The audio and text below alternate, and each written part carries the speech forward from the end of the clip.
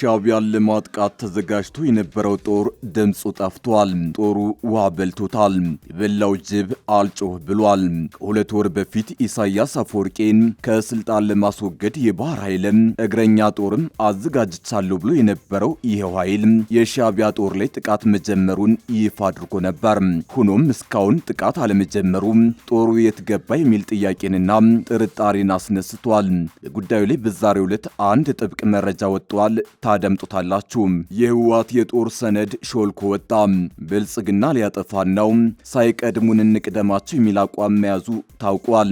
ሰነዱ በርካታ ወታደራዊና ፖለቲካዊ ጉዳዮችን የያዘ ሲሆን ከሰነዱ መውጣት በኋላ በህወሓት ቤት ድንጋጤ ሰፍኗል። እንመለስበታለን። ከአዲስ አበባ በቅርብ ርቀት አስደንጋጭ ግድያ ተፈጸመ።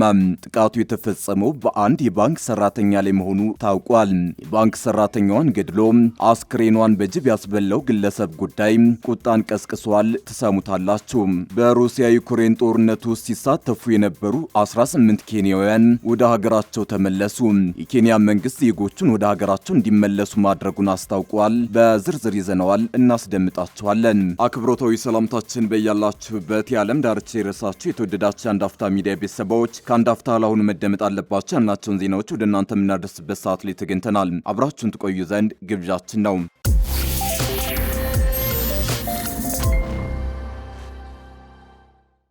ሻዕቢያን ለማጥቃት ተዘጋጅቶ የነበረው ጦር ድምፁ ጠፍቷል። ጦሩ ውሃ በልቶታል። የበላው ጅብ አልጮህ ብሏል። ከሁለት ወር በፊት ኢሳያስ አፈወርቄን ከስልጣን ለማስወገድ የባህር ኃይልም እግረኛ ጦርም አዘጋጅቻለሁ ብሎ የነበረው ይኸው ኃይል የሻዕቢያ ጦር ላይ ጥቃት መጀመሩን ይፋ አድርጎ ነበር።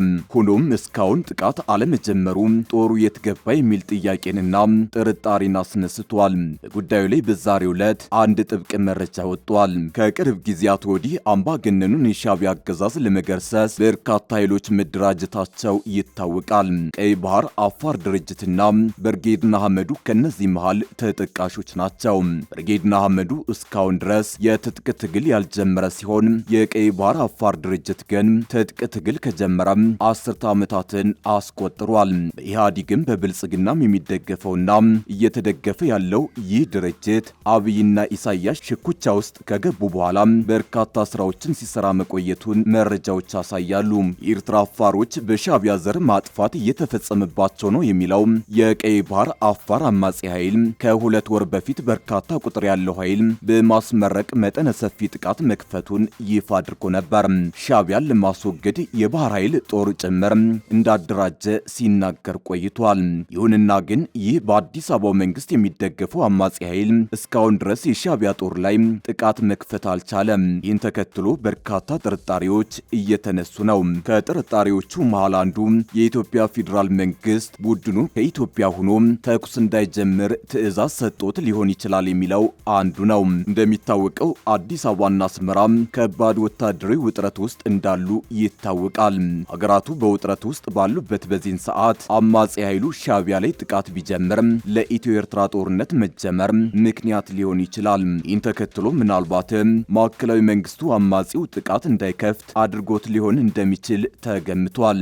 ሆኖም ግን የቡድኑ ጥቃት አለመጀመር ለሻዕቢያው አለቃም ለጊዜውም ቢሆን ፋታ የሰጠ ሆኗል።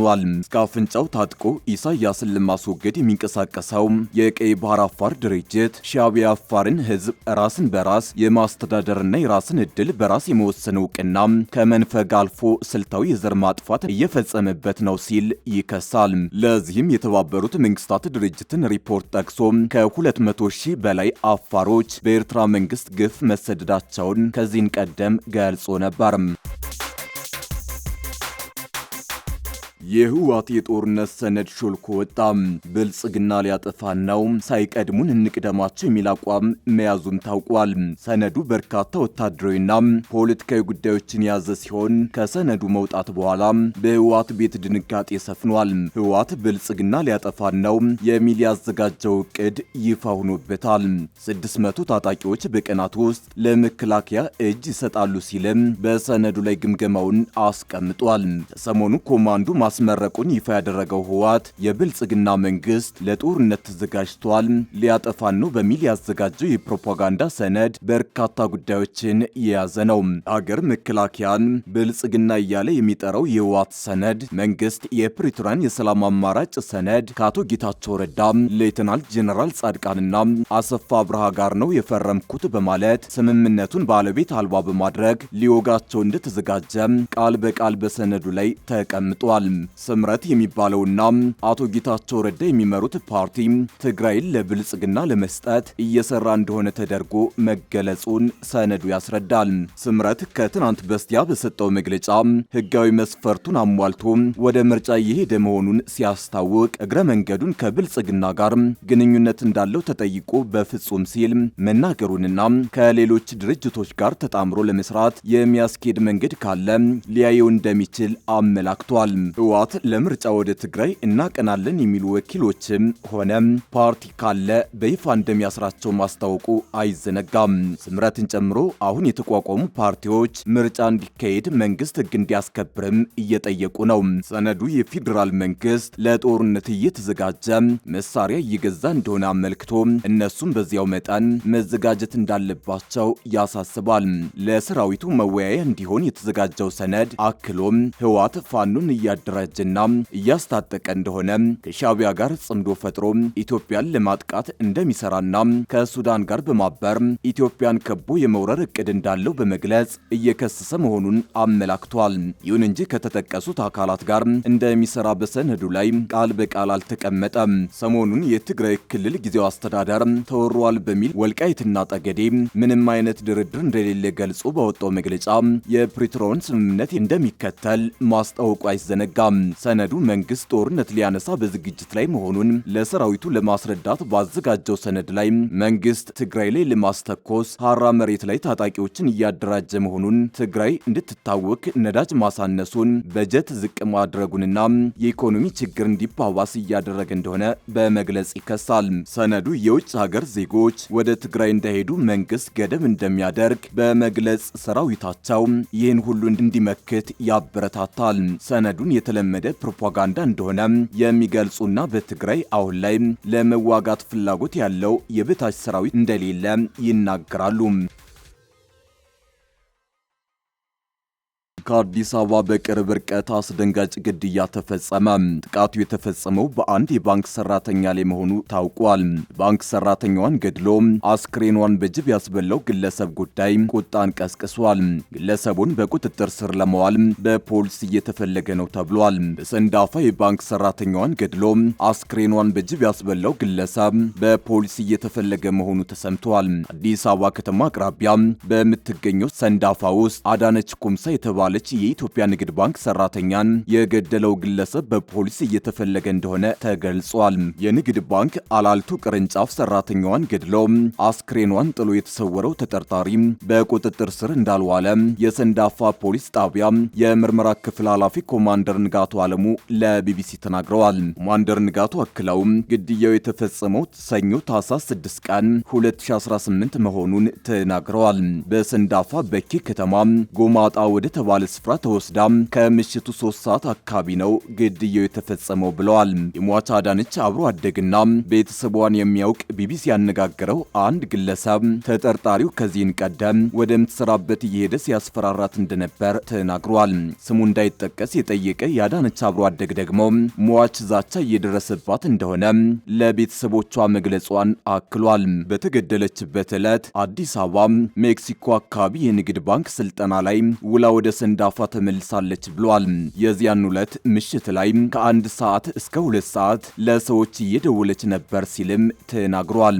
አዳነች በኢትዮጵያ ንግድ ባንክ አለልቱ ቅርንጫፍ ለ3 ዓመታት የሰራች ሲሆን ለዓመታት በትውልድ ቀየዋ ምዕራብ ወለጋ አካባቢ በመንግስት ስራ ላይ እንደቆየች አብሮ አደጓ ተናግሯል። የተገኘው የአስክሬኗ ክፍል ብዙ አይደለም፣ የተገኘው ብቻ በፌስታል ተጠቅልሎ ተቀብራለች። የሬሳ ሳጥኑ ክብደት እንዲኖረው ግማሽ ያህል በአሸዋ ሞልተን ነው የተቀበረችው ብሏል።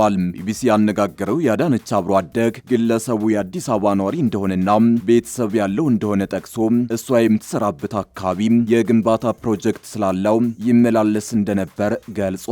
ከግድያው በፊት ራሱን በማስክና በጥቁር መነጽር እየሸፈነ አገባሻለሁ እያለ ያስፈራራት ነበር ሲልም አክሏል። የሰንዳፋ ፖሊስ ጣቢያ የምርመራ ክፍል ኃላፊ ኮማንደር ንጋቱ ተጠርጣሪው ጸጋይ አሳልፈውና አዳነች በፍቅር ግንኙነት ውስጥ እንደነበሩ የፖሊስ ምርመራ እንደሚጠቁም ገልጸዋል። አዳነችን እንዲሁም ቤተሰቧን በቅርብ የሚያውቀው የቢቢሲ ምንጭ ግን ምንም ግንኙነት እንደሌላቸው ገልጿል። በተደጋጋሚ አገባሻለሁ በሚል ሲያስፈራራት እንደቆየም አስረግጦ ተናግሯል። ኮማንደር ንጋቱ በበኩላቸው ግድያው በተፈጸመበት ዕለት ተጠርጣሪውና አዳነች ሆቴል ምግብ አዝዘው እንደነበር ተናግረዋል። የሮሰን ሆቴል ምግብ አዝዘው ነበር።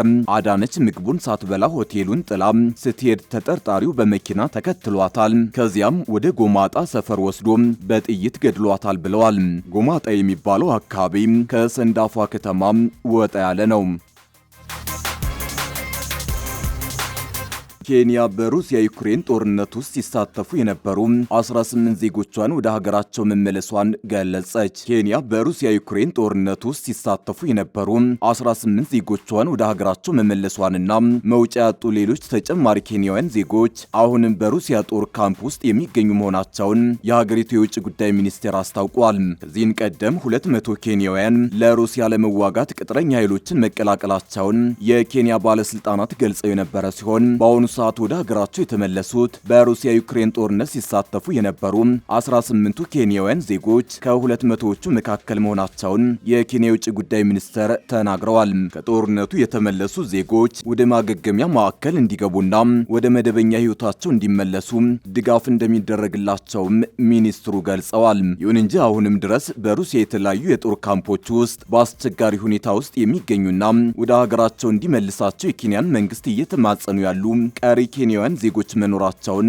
ሚኒስትሩ አመላክተዋል። በቅጥረኛ ወታደር መልማዮች ተመልምለው የሩሲያን ጦር ከተቀላቀሉትና ለመቀላቀል ሞክረው ሳይሳካላቸው ከቀሩ ኬንያውያን ዜጎች መካከል የተጎዱ መኖራቸውንም በሞስኮ የኬንያ ኤምባሲ አረጋግጧል። በሩሲያ ዩክሬን ጦርነት ውስጥ በቅጥረኛ ወታደርነት ተመልምለው ለሩሲያ በመዋጋት ላይ የነበሩና በዩክሬን የጦር እስረኛ ሆነው የሚገኙ ኬንያውያን ዜጎች እንዲለቀቁና ወደ ሀገራቸው እንደሚመለሱ ከዩክሬን ባለስልጣናት ጋር ንግግር እየተደረገ መሆኑንም የኬንያ የውጭ ጉዳይ ሚኒስቴር መስሪያ ቤት ጨምሮ ገልጿል። የዩክሬን መንግስት በበኩሉ ከመላው አፍሪካ 1400 የሚሆኑ አፍሪካውያን አንዳንዶቹ ተታለው በቅጥረኝነት ከሩሲያ በኩል ተሰልፈው በዩክሬን ውጊያ ላይ የሚገኙ መሆናቸውን ባለፈው ወር ገልጾ እንደነበር ፒአርቲ አፍሪካ ዘግቧል። በኬንያና በሩሲያ በስራ አስቀጣሪነት ስም አሁንም ቢሆን ዜጎችን በድብቅ ለጦርነት የሚመለምሉ ኃይሎች መኖራቸውን የጠቆመው የኬንያ የውጭ ጉዳይ መስሪያ ቤት በስህተት